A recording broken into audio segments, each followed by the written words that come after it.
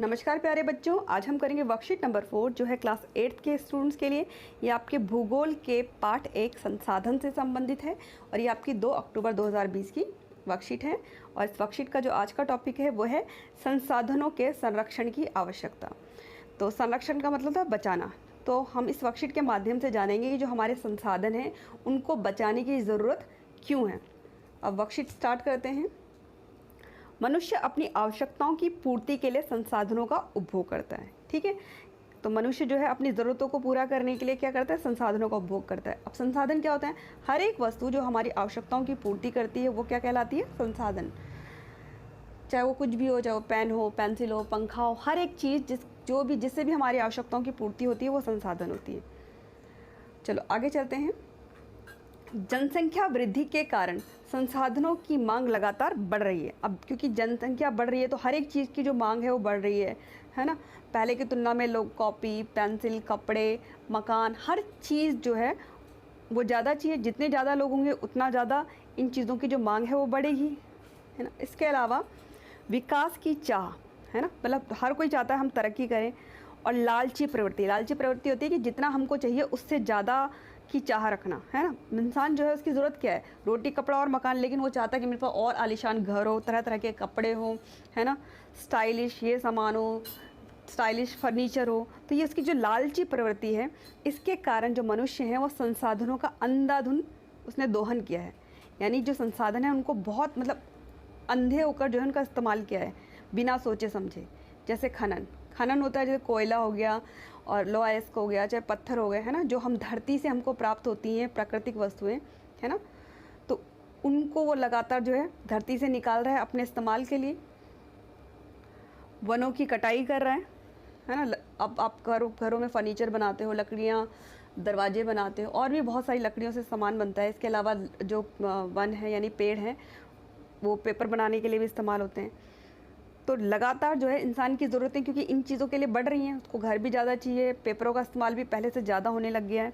तो इससे लगातार जो वन हैं वो कट रहे हैं और इससे क्या हो रहा है, प्रकृति और वन्य प्राणियों का विनाश हो रहा है। अब क्या हो, जंगल नष्ट हो रहे हैं, लोगों को अपने रहने के लिए जगह चाहिए तो वो जंगलों को साफ़ कर रहे हैं। उनको फर्नीचर चाहिए, उनको मकान बनाने के लिए लकड़ी चाहिए तो वो जंगल को काट रहे हैं। तो इससे जंगल जो है वो कम होते जा रहे हैं। उनमें रहने वाले जो प्राणी हैं, वन्य प्राणी मतलब वन में रहने वाले प्राणी, उनका भी विनाश हो गया। कई सारे जो जानवर हैं ना बेटा वो लुप्त हो गए हैं, मतलब उनकी जाति ही समाप्त हो गई है जंगलों के ना रहने से। चलो आगे चलते हैं। कागज़ बनाने के लिए भी बहुत से पेड़ों को काट दिया जाता है। ठीक है, अतः कागज़ को व्यर्थ ना होने दे। लेकिन आजकल देखा ना बहुत ज़्यादा जो है कागज़ जो है वेस्ट हो रहा है, तो हमें ऐसा नहीं करना चाहिए। इसी तरह सीमित मात्रा में मौजूद पेट्रोल का भी मनुष्य अत्यधिक दोहन कर रहा है।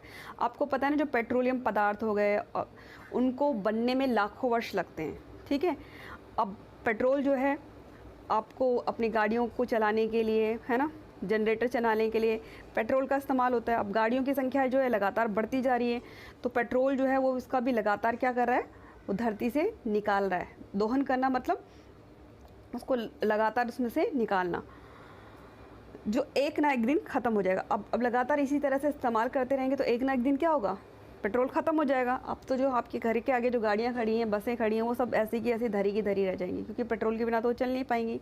सीएनजी भी कितना चला लोगे, है ना, हर जगह जो है सीएनजी नहीं चलती है। चलो आगे चलते हैं। मानव प्राकृतिक उपहार, प्रकृति ने हमें जो उपहार दिए, गिफ्ट दिए, है ना, जैसे पानी, वायु यानी हवा, उसको भी बर्बाद कर रहा है। अब कहने को ये जो संसाधन है नवीकरणीय संसाधन है ना, थोड़े समय बाद खुद ही पुनः पूरित हो जाते हैं, मतलब ये समाप्त नहीं होंगे। लेकिन मनुष्य ने इसको समाप्त भले ही ना किया हो, लेकिन बर्बाद कर दिया। कैसे बर्बाद किया? उसने इसको प्रदूषित कर दिया, इतना प्रदूषित कर दिया कि ये इस्तेमाल के लायक नहीं हो गए, रह गए। पानी जो है इतना दूषित हो गया कि वो पीने योग्य नहीं रहा। ऐसे हवा इतनी दूषित हो गई है कि वो सांस लेने योग्य नहीं रही। तो इस तरह से इंसान जो है चीज़ों को, संसाधनों की क्या कर रहा है, बर्बादी। अंततः जिसका परिणाम हमें ही भुगतना पड़ेगा। अब ये संसाधन किसके लिए ज़रूरी है? हमारे जीवन के लिए, मनुष्यों के जीवन के लिए, प्राणियों के जीवन के लिए ज़रूरी है। अगर ये सब बर्बाद होंगे तो उसका परिणाम जो होगा वो हमें ही भुगतना पड़ेगा। तात्पर्य यह है कि अत्यधिक दोहन से प्रकृति का संतुलन बिगड़ने लगेगा। अत्यधिक दोहन मतलब बहुत अधिक इस्तेमाल करने से जो प्राकृतिक संसाधन है हमारे को, जो भी प्रकृति ने प्रदान किए हैं, अगर हम उनका बहुत ज़्यादा जो है इस्तेमाल करेंगे तो प्रकृति का संतुलन बिगड़ जाएगा। इसको आप सिंपल से उदाहरण से समझ सकते हो, जैसे वन है, ठीक है। वन जो है, अब इंसान क्या कर रहा है, अपने लिए ज़मीन उसको चाहिए रहने के लिए या खेती बाड़ी के लिए, तो वो लगातार उनको काट रहा है। इसके अलावा अपने मकानों को बनाने के लिए, फर्नीचर बनाने के लिए, कागज़ बनाने के लिए उसको लकड़ी की ज़रूरत है, तो अंधाधुंध उसको काट रहा है, उसको नया होने का समय नहीं दे रहा। और इससे क्या होगा, धीरे धीरे करके जंगल जो है, वन जो है, वो समाप्त हो जाएंगे और उसमें रहने वाले जो जीव जंतु हैं उनका आश्रय छिन जाएगा। थोड़े टाइम बाद हो सकता है कि उनमें से कई सारे जो पशु पक्षी हैं वो हमें देखने को भी ना मिले, ठीक है, वो लुप्त हो जाएं। इससे क्या होता है, प्रकृति का संतुलन बिगड़ता है। इसके अलावा क्या होता है कि जो वन होते हैं वो बादलों को भी आकर्षित करते हैं। अगर वन नहीं रहेंगे तो सूखा पड़ेगा, अगर ज़्यादा पानी बरसा तो जो मिट्टी है उसका कटाव हो जाएगा। उसका कारण क्या है कि जो पेड़ होते हैं वो मिट्टी को जकड़ के रखते हैं। अब जब बारिश होगी तो पेड़ तो होंगे नहीं, तो उसकी जो मिट्टी है वो बहने लगेगी। तो ये सब जो है बहुत ज़्यादा जो नुकसानदेह है इंसान के लिए।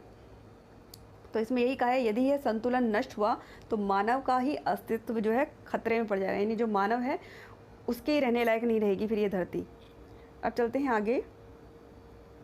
मानव के अस्तित्व एवं प्रगति के लिए प्राकृतिक संसाधनों का संरक्षण जरूरी है। यानी हम चाहते हैं कि जो मनुष्य है उसका अस्तित्व हमेशा बना रहे, मतलब वो धरती पे हमेशा बना रहे, है ना, मनुष्य की जो जाति है वो समाप्त ना हो। तो इसके लिए ये ज़रूरी है कि हमें जो प्रकृति ने संसाधन दिए हैं, चाहे हवा है, पानी है, वो सारी चीज़ों को हम बचा के रखें, ध्यान से उनका इस्तेमाल करें। अतः हमें संसाधनों का प्रयोग प्रकृति को बिना नुकसान पहुंचाए विवेकपूर्ण ढंग से नियोजन के साथ करना चाहिए, ठीक है। तो संसाधनों का प्रयोग कैसे करना है कि प्रकृति को नुकसान ना हो, बहुत विवेकपूर्ण मतलब बहुत सोच समझ कर करना है, और नियोजन मतलब योजना बना के करना है, ठीक है। इससे काम करते हैं ना, योजना बना के, भाई हम ये काम जो करेंगे इससे क्या फ़ायदे क्या नुकसान है, ये सब चीज़ें ध्यान में रख करके हमें संसाधनों का उपयोग करना है। इससे क्या होगा, ताकि लंबे समय तक हम उन संसाधनों का लाभ उठा सकें, और जो हमारी भावी पीढ़ी है, यानी जो आने वाली पीढ़ियाँ हैं, वो भी उसका उपयोग कर सकें। और इसे ही हम क्या कहते हैं, सतत पोषणीय विकास। अब चलते हैं आगे। ऐसे कई तरीके हैं जिनसे हम संसाधनों के संरक्षण में मदद कर सकते हैं।